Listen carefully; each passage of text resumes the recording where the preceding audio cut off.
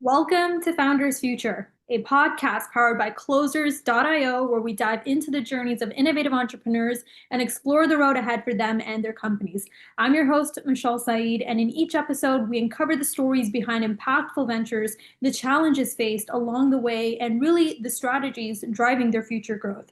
Today, we're absolutely thrilled to have both Steve and Melissa Fultz joining us today. They are the co-founders of the Fultz Group, and they have over 20 years of corporate leadership and coaching expertise to help small businesses unlock hidden revenue and achieve sustainable growth. Known for the innovative use of AI, and they're transforming how entrepreneurs scale their businesses with their Profit Coach Business Center framework. We'll explore their inspiring journey, how the Fultz Group is driving profit-focused success, and the vision for scaling this dynamic consultancy. So let's dive in. Steve and Melissa, welcome to Founders Future. Thank you. Thank you. Thanks It's good to be here. Absolute pleasure having you guys both on the show today. Let's start from the beginning. What inspired you guys to start the Fultz Group? Any specific problem or challenge that was like the catalyst in that sense? Talk to us a little bit about that. Yeah, it's a good question. Several years ago, we both wrote a book in our own lane, and It's been 10 years now, actually. Yeah, that the was 10 years old-fashioned ago. way, where Yeah. you type every word. So a little bit on our backgrounds, and that'll be the road to here. I've almost 20 years in corporate America. Worked with large hospitals and health systems, really implementing automation. We did patient safety, so it was a lot of consulting, a lot of processes. And I realized early on that how well we can partner with our external customers is a direct reflection of how well we're doing it internally as an organization. So my book really focused, my first book in 2015 is The Art of Alignment. It focused on internal alignment within organizations, looking at systems and how to automate even just your systems internally. At the same time, Steve and I were dating then and comparing notes. We wrote our book together on the same journey, and we've always done things on a yearly basis. We like to try to learn something new together. So that's been way early on, years and years ago, that we started doing that. So, but he wrote his book in 2015. It's more than just a website. It was really about bringing his dad's family business online. It was a very antiquated industry. So where I've got the corporate background in Wall Street and Fortune 5 companies, he's the family business background. Grew up in a family business. His dad started the business before he was even born. I was still working in corporate. COVID happened, and about 2 years ago, I retired and jumped in the family business. And I'll let you take it from there. Yeah. And my background, Dad did not want me or my brother necessarily following his footsteps in the family business. He wanted us to go do our own thing. I was really active in our church. I ended up going to a Bible college and then to a seminary. So I served on church staff for about 25 years, but at the last large church, I got a PhD in psychology, opened up a few counseling centers. So when Dad was getting ready to retire, he said, "Are you interested in the family business?" And I said, "Dad, yes, we've been interested for years." So I was fortunate. I had about a 4-year overlap between the time I came to the business and the time he retired. And thankfully, he and Mom are both still living. So we talked to him quite a bit. So he's out of the businesses, but not really. But what we realized quickly is the aging population with the baby boomers. My father, let's see, 40, he's 80, he'll be 82. Yeah, this year he'll be. But they're started these businesses, and a lot of them, I thought we could help founders transition from owning to either children or key employees or something. A couple of years ago, before she retired, I started looking at that to help with succession planning, and quickly realized a lot of them said, "I don't have a plan. My children, they don't want the business. They're not interested." So they were just closing it. So that's when we both pivoted when she retired and said, "We need to help these older people really see that they've built an asset that they could sell and have some financial reward for that." What we're targeting now, and this is a long answer to your one question. It evolves. It always evolves. What we're targeting now is helping older business owners that are married and working in the business, and we're attracting a lot of that. It's a lot more than we thought. We're trying to help them embrace technology, not be scared of it, especially automation with her background, and especially artificial intelligence. We've been down that rabbit hole for a year or so. And so that's kind of what we're doing right now, is building a forum or a community of family business owners just for support, best practices. How can we help? That kind of thing. We're also working on, we've got 4 digital products in process that are very specific to succession planning, getting your business ready. What documentation do you need to even consider selling, that kind of thing? Yeah, we're finding there are so many things from a system standpoint that they need to do to even put a succession plan together. Because Right. most of the business is up here in their heads, and nobody would know how to run it. It's getting everything out in their heads on paper, put a process in place, identifying where the bottlenecks are. There's a lot to do before you can even do a succession plan. That's where AI and automation really come in to lay that foundation. Wow, I love that. It's incredible and such an important topic in today's age where in entrepreneurship, business owners, next generational children, they don't know all of these other important elements and aspects of running a business and creating that sustainability. Yep. And that with AI, it's super interesting. So I want to get into the nuts and bolts for the listeners tuning in, even potential clients that may be interested in succession planning and wanting to work with you both. What is Sure. the core offer? I know you mentioned the 4 digital products, right, specific to succession planning. What does that typical customer journey look like? I would say in terms of like when someone does come in, they do sign on. What is how is the work packaged and deliverable in terms of getting them to that success? Yeah, good question. We're really focusing on the community aspect. So we have both a free and a paid plan. The free, we're trying just to add value over and over from here's what we hear that's working, here's what we're finding out that's working. We wrote a book in March, and it basically is called The Family Business Facelift. And it's basically a parable about a family, husband and wife, that have 2 older children, and basically tells a story. We have a workbook with it, but because of that, we're trying to get people in the community first, and then we're providing a lot of free tools and assessments. And then the paid part is more digital, that's digging deeper. And that's a high level. This last thing we're building, we've been told this will replace like $50,000 worth of consultation just Yeah. to talk with a business broker and all that. So we're trying to provide a lot of resources that a business owner, he or she can make the decision. I need to get all this ready. I can do it myself, for sale by owner, or this is more involved and maybe I need a broker, to help me transition our business. Okay, got it. It's So digital download, basically. Yeah. okay, so with the community, it sounds like that's a lot of more of an acquisition targeted strategy to build a lot of that awareness, right? Yes. You guys are here to help in that sense. If you don't mind me sharing, sharing with the paid plan, what is the pricing model there? And after that, is there an option to work a little bit more one-on-one with you guys? Yeah. Something more bespoke? Yeah. And I'll tell you what happened when we first started this. Right. The response was so overwhelming. We created a job that we don't want. Like we were booking, like we're having 15 phone calls a week, and we don't have time with our current business. We do have the price points. I think the lowest is $97, and there's tiers to it. The digital product, the highest point is like $497. Okay. And we've just videoed, it's a 8 video process. It's about a 90-minute program that really focuses on both your marriage and the business. Okay. Because if one's working and the other's not, it's not working. So we're really focusing on the relationship with roles clarity, that kind of thing. So the highest end of that is about $497. We have discussed, and we have it on the calendar. We're meeting with like-minded people. We're going to be in the Caribbean twice a year. It's very informal. It's not a pitch fest. It's not a quote mastermind. It's a bunch of business owners hanging together. And we're hearing over and over people like, I don't have time to get away for 3 days. And then that's why you need to be here. Yeah. We're trying to get people to create systems. Chaos is not scalable. And a lot of founders, he or she has been the only person wearing a lot of hats, and we help them systematize their expertise, their wisdom, their knowledge, so they can step away. We've got one of the tools is called obsolete by design. You can own your business, run your business, and not be here. So most business owners, the business owns them. They don't own the business owns them.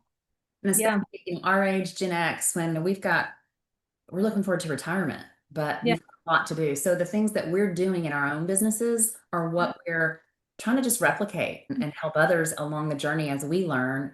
And that's why I think the community, what we're looking for in the community is, again, like-minded, we're all the same, but our different industries different. And are there overlaps in other industries that we can bring to the table and build a community toolkit together? Yeah. Love that.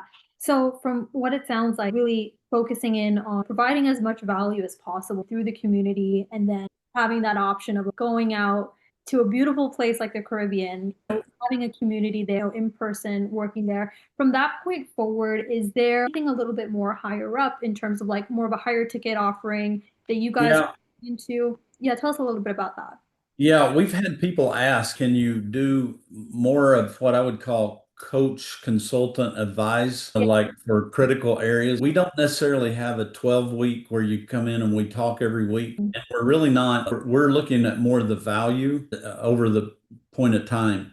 And what we really try to do is solve problems. That's what this game is about. I have an issue here. We're going to help you solve that problem and get past it. We are contemplating some higher ticket, but until we get to know our community better and what the needs are. Yeah, we didn't want to just throw something out there and try to make it stick versus trying to hear. We do have the flexibility, and the people we're working with do too. You can get away last minute if we need to. We've talked about some crisis type intervention where a family goes through some unspoken, unthinkable tragedy or something that they need some help right off the bat. But none of that's fleshed out yet. Got it. Okay. Now, I like the fact that a lot of the awareness component is like the main focus right now, because oftentimes, like, without really fleshing out what the messaging is going to look like, a lot of people jump onto the high ticket side of things. So, really great approach there. And I'm sure that resonates with the listeners tuning in. Building on the growth, and talk to us a little bit about client acquisition strategy with the community. It is more product led on that side of things.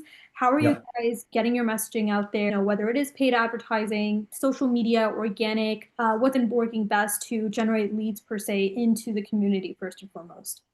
Yes. I think we've put a lot of hooks out in the water, and over the past year, we've pivoted several times based upon what we're receiving. We've recently hired a great PR firm that's helping us clean up because we've had so many different paths that we were going down. And so they're helping us really streamline where we're going. And we've done some paid advertising, and we will do more of that. We'll scale more that's working. But most of what we've been doing is organic. We do quite a bit on LinkedIn and then quite a bit on YouTube, some in Instagram, some with Facebook, some groups, but we're still trying to find, and again, we just filmed a course this last weekend that will be hopefully live in the next week. And that will be something that we hit from all angles, organic, paid, etc. So we'll hit that pretty hard in the next week or so. Love that. Yeah. And I think even with what you guys are doing, messaging does seem clear right now, especially the paid ad side of things, getting more of that predictability in play when it comes to generating leads and really getting the awareness out on that front. Now, sales, how is all of that structured between you both? Is it just both of you guys having the sales conversations, talking to some of the prospects that come through? Do you guys have a team in place, maybe handling certain components like business development? How is all of this currently structured within the Fultz Group? Yeah, really good question. And we do think clarifying roles. Like she is extremely detailed, and I am not. I'm not even close to being detailed. So Wall Street, Main Street. And I shoot and then aim where she helps. We've learned by default, probably by doing it wrongly so many times, what my lane is and what hers. I'm more the tech side. She's probably more the content. So far, we've got a staff in our other businesses, but we've only had a couple people work on this outside of us. But I see scaling it. We will definitely need some more help that nurtures the leads, et cetera. We'll see how the response is. So it depends on the response where we go next. Yeah, absolutely. Still thinking about it in like the right way where you let the systems work for you. And that's exactly what you guys advocate to your clients as well. And is that more on like having more on the business development side, some of that sales support, or let's say bringing in a main salesman, like a closer to help execute and get the customer through, needlework them through the journey? How are you guys thinking about it? Yes, that the way again, I'm a big person. I want to be the person that knows the least at the table. I just put people around me that are specialists in their areas. And once we have the offer dialed in, once we know we have the content dialed in, we will definitely build out a team for bigger exposure because we really believe in what we're doing. And we're pretty passionate about it because I've seen so many people give their lives to a business and they at the time to really enjoy life, and yet they can't because they didn't do a few simple things to systematize and let the business, they're too much focused in it instead of on it, like Michael Gerber on the E-Myth. But we have several things that go along with that to help people's personal lives, in their relationships with their spouse, with their children, but definitely with the business. And that's why we believe in it. And that's our why, is to help these people who've really helped. The small businesses, family business are the heartbeat of our country. And people had a great opportunity. They've gone and done it. And it's sad to me to see people just close the doors and not realize some revenue, at least from all the years of giving their business. And I think with business owners, especially our age, that they may like a self-paced. It's what we're feeling out right now of, instead of leading with hardcore a sales pitch, or we've got some self-paced things that I think organically will take us to the next level and tell us what and where to develop next and what Yeah. kind of support we need to build internally. So it's, again, very organic and growing with it. And you've been doing this a while, and I love your stuff as we looked into it, but we're probably building in public, that term where a lot of people are doing stuff. We're doing our thing because it's working in our own businesses, but we know we humans are more alike than different. And we know that what we're going through, other people are too. So we're trying to tell people we're reading your mail. Like, we know we have the same arguments, we have the same stress, the same tension. So as we're learning to work through that stuff, we're hoping that we can help other married business owners do the same. Yeah, it's relatedness. That's where you create connection, right? At the end of the day. Exactly. I think that's one thing that's really overlooked sometimes by founders, entrepreneurs, sometimes when they want to attract the right types of clients or work with the right types of people, is like they think that they're here, their clients here, but it's like, no, we're in this together. We're figuring it out. Absolutely. That's why I think we're building it the way that we're building it, and it's slow. And I will say, even the reverse, like, we've learned more from the people we've helped. We've been doing this now for over a year and a half, and early on it exploded, and we're like, wait a minute, this is not what we signed up for. We were working more, and the point was to work less. So we didn't want to build something we were going to be shackled to. But we were talking to a ton of people, and we were hearing where they were. And it always felt like when we walked away from that interaction, we learned as much as we hopefully helped them learn. Yeah, 100%. I love that. Now, from what it sounds like, the growth's been incredible. What are some of the goals in the next 6 to 12 months as you guys look at scaling, developing out the offer side of things? Paint that picture for us. I would love to hear a little bit more on that. Yep. We have so many ideas that we're trying to. I think that we really want to write several more books, whether it's one a month or one a quarter. We've got so many ideas that fall under this umbrella. And then even just doing more and more of the digital products. If we could have a big library, as we learn, being able to put it out there. But the cool thing, I think, is that it's all related. It's all in this ecosystem of family business or ownership that you're looking to either sell it, scale it, dilute your stock, whatever. There's a lot of options there. And everything that we're passionate about fits in that. It's not like we're doing that and then how to run a marathon. If you look at me, I don't do a marathon. And it's what we're doing in our everyday lives anyway, in our businesses. So that's what we're excited about. It is a passion project. It's not like we have to do this to pay the mortgage and to eat. We're doing this because we get a lot from it, and we hope we can help other people in our similar situations. I love that. Last question as we're wrapping up. Really for listeners, mainly entrepreneurs, founders looking to follow in your guys' footsteps, right, and build what you guys are doing. What's the best piece of advice you would give to them about scaling, growing a business, refining an offer, on one last note? Yeah. Wow. Any thoughts? Yeah, well, I'll jump. You go. Yeah, I think I will tell you, I would tell somebody our age, just jump in. Don't be afraid. I think humans in general, perfection, progress over perfection. Yeah. I know for us, it's a big stretch and it's still a stretch. Our kid, I can remember my dad calling me saying, make this VCR quit blinking. I feel that way sometimes, even though I'm a tech guy. I can't find something. I'm like, call Braden. Sarah will figure it out, whatever.